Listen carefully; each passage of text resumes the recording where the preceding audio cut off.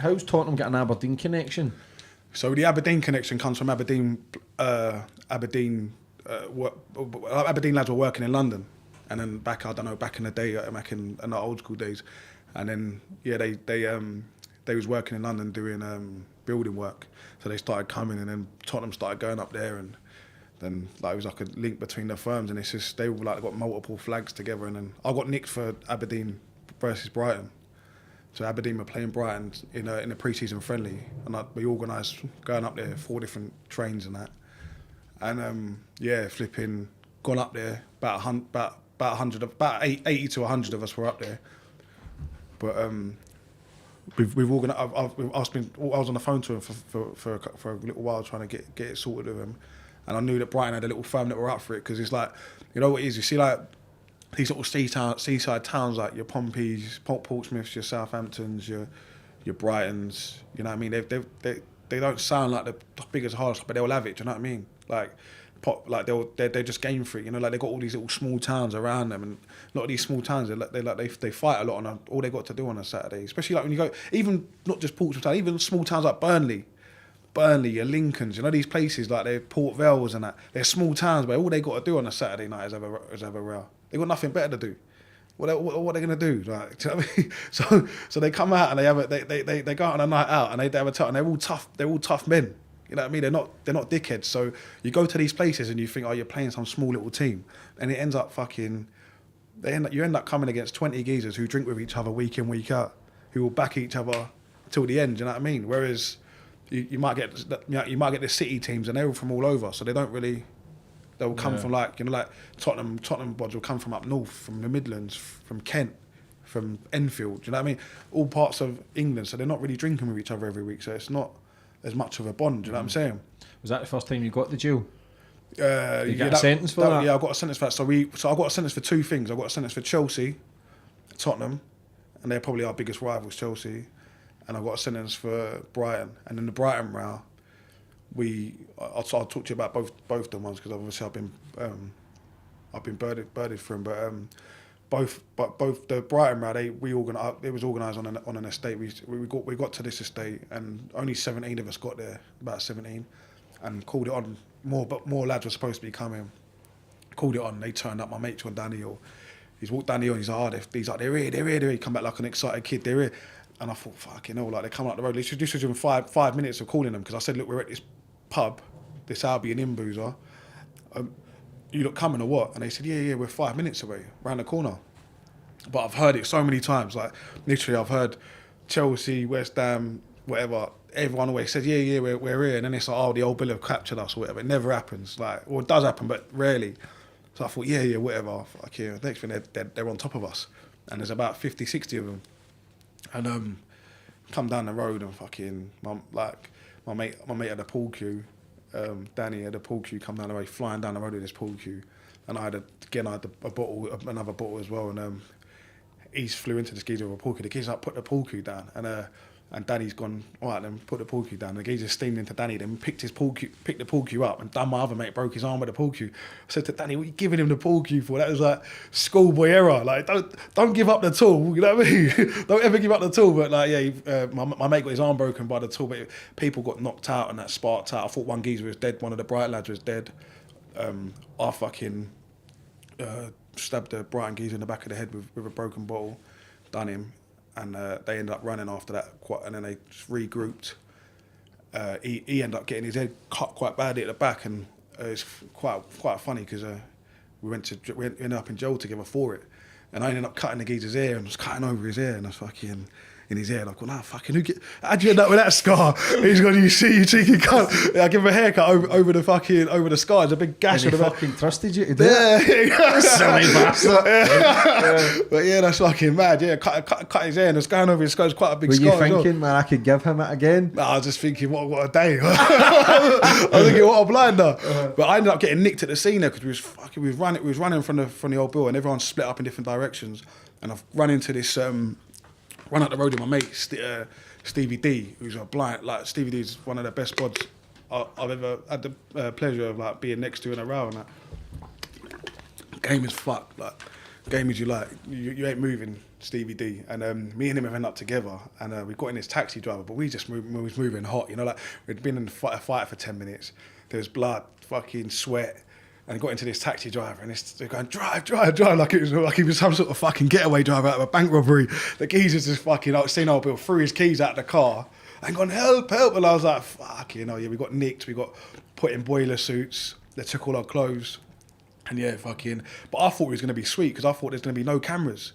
I thought, there's no way, like I said, we had a look, there's no cameras. And really with that, you need, to get you nailed on, you need to be either nicked right at the scene or camera evidence. Anyway, fucking, about a couple months later, my mate's gone to a court case to do with West Ham, and on the court case evidence, they had the Brighton DVD, and he's gone, there's a DVD for Brighton. I'm going, nah, surely not. I said, DVD, there's no cameras. So I'm thinking, nah. So I looked, like, there's no cameras, like, there couldn't have been like a little eye in the sky. I thought, nah, they can't be, like. So anyway, the DVD ends up coming out. A geezer, literally. How's your luck? Fucking geezer's professional cameraman has got a tripod. Put it on his fucking balcony and filmed the last 5 minutes, zoomed in on the whole row with his tripod and give it to the old Bill. Snitch. Couldn't believe it. What did you get for that? Well, we got about 2 years, and I got 2 years something. The Brighton lads got a year less because they give us all a year longer because we'd gone out of our way to go to a complete game that weren't nothing to do with us, and like fucking yeah, it's unfortunate though, but I couldn't believe it. The geezer gave a trial. I thought, mate, what's the chances? And you know, we picked this area because it was a moody estate, and we got told this was a little scumbag area. Go there because you'll be all right there. There's no cameras, like no one will give a fuck. It's on some council estate in Brighton. They're more interested in flipping smackheads or whatever up there. See, that's the thing though, everybody out with their phones and cameras, putting it on social media. Yeah, I didn't expect a tripod though. Yeah. That was a bit professional, mate. It was like HD. Yeah. But yeah, they done us for that. And then at the same time, I kind of was causing so much ag. I think the old Bill hated me. Like, they just... Wanted you? Yeah, they couldn't stand me. Do you know what I mean? Like, and it was causing so much. I'm not gonna lie, I was a proper little terror. Like, how old were you when you got your sentence? Fucking, I got put away 21, but it all come to a head when I was about 19.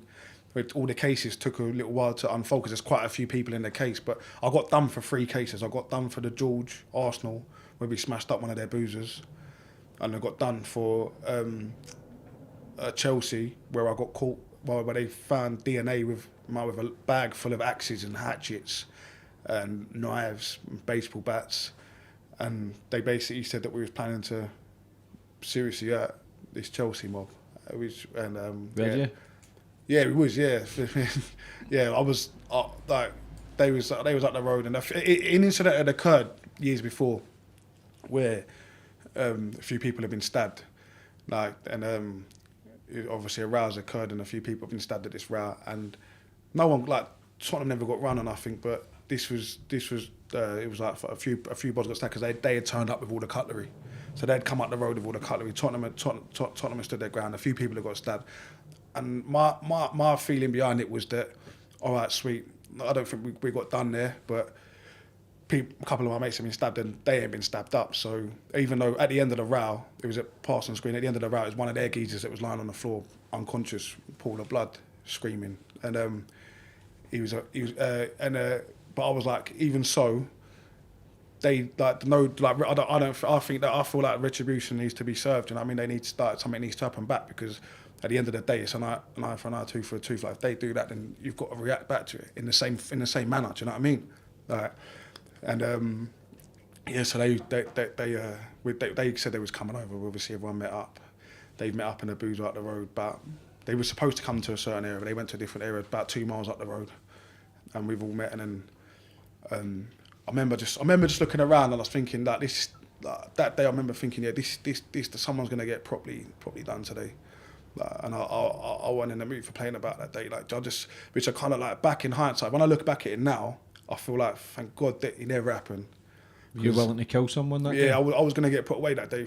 If I got nicked, I would have got put away for a long time. Do you know what I mean? Like, was that to rise your reputation to be involved with Tottenham, or was it just you being violent? Do you know what it was? It wasn't even nothing to do. It's just that my mates at Tottenham, at that specific time, I still love everyone at Tottenham. They've always been my pals. But at that specific time, I was so engrossed in it all that like fucking I felt like, you know, like this is gonna happen today. This is gonna happen properly. Like, and I was like, you know what I mean? I would have done anything to like protect Tottenham's reputation. At that specific time, that's where my mind space was at that time. Now, I'm in a completely different headspace, but I was like 19, 20, whatever, how old I was. Very young. Yeah. What's it like when you get a sentence? Is the beef put aside with firms inside prison? Well, the funny thing was, this is the funny thing, like, I've ended